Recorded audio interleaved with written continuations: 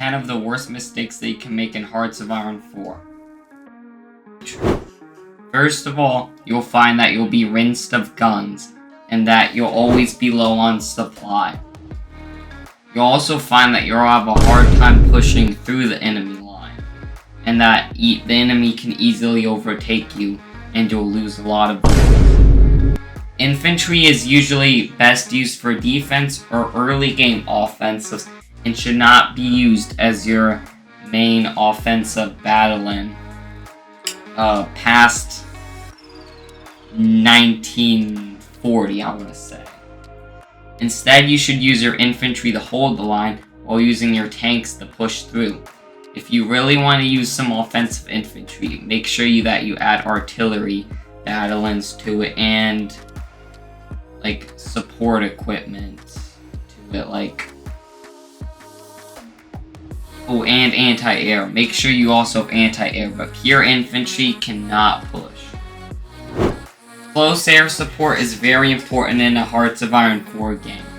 Without close air support, you'll find that your divisions have trouble pushing, and without anti-air as well, you'll find that you can easily get pushed back. Make sure you always use your air force, especially close air support, when engaging in battles. It can drastically change the outcome of a battle and may be the difference from you losing a war and winning a war. Make sure you are using the latest tech when playing hoi4, especially multiplayer. When you don't use the latest tech, the enemy can get a great advantage on you, as some tech can add up to 3 times as much damage as using the 1936 tech. By not upgrading your tech, you're giving your enemy 3 times as much damage as you, so you're bound to lose a bunch of wars. It's as easy as researching it in your researches, and then make sure you remember this part. Make sure in your production you click on the lace tech, so you're constantly changing your production. Failure to do this might cause you to lose an entire game. Not using Doctrines. Make sure you are using Doctrines in hoi4, and in particular choosing the correct doctrine. Doctrines can give major boosts on stats like organization, attack, defense, and breakthrough. I would recommend mass assault doctrines for those who have a lot of manpower. I'd recommend grand battle plan for those who plan on with less manpower. Superior firepower is good for those with infantry games, and mobile warfare is best for speed games.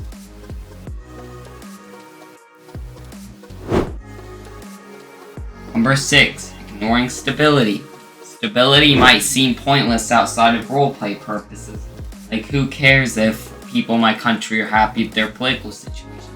But it actually does impact the gameplay, as low stability can lead to penalties such as slower factory speed and production rates, while high stability can lead to bonuses in production and construction. So having a low stability can drastically impact your ability to run your economy and your industries. Make sure you're using your economy laws in hoi4. Not using your economy laws, for example, staying on civilian economy, can lead to slower factory output, construction speed, and mobilization. But on the other hand, make sure you do not have your conscription laws too high, otherwise your factory output will be lower. And make sure you keep your war support high enough in order to maintain your economy law and get it there. Make sure that you are using your spy agency in hoi4. If you forget to build your spy agency, usually you won't be able to take advantage of things such as collaboration governments. Collaboration governments are another thing that you should learn to use.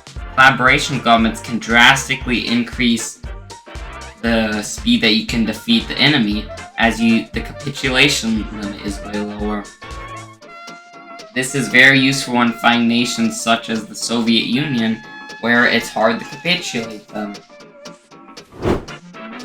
Special projects are a great way to get unique tech that the enemy might not have. Things such as radar allow you to have increased visibility of enemy divisions, and also improve your air capabilities. Projects like the flamethrower tank allow you to get through enemy urban areas better, and then there is the classic nukes, which allow you to destroy enemy supply. And then there's also other projects like helicopters. Make sure you're utilizing these. While the thought of seeing your country expand and that your name on the map gets bigger may sound more appealing than just having puppets, puppets can be very useful for a variety of reasons. First, you don't have to garrison them, which can save on your infantry. Also, they can help. You can trade with them for cheaper, and they can help you in wars. You can also integrate them, allowing you to access their factories.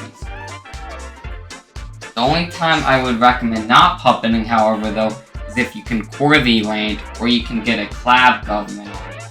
At that point, it's better to just annex, especially if you can core it. You've watched enough hoi4 YouTube videos. None of them are magically going to change your situation playing. The best way to learn how to play hoi4 is to actually download the game and start playing it. Watching these YouTube videos can help you learn the basics, but you'll ultimately learn the most from actually playing the game.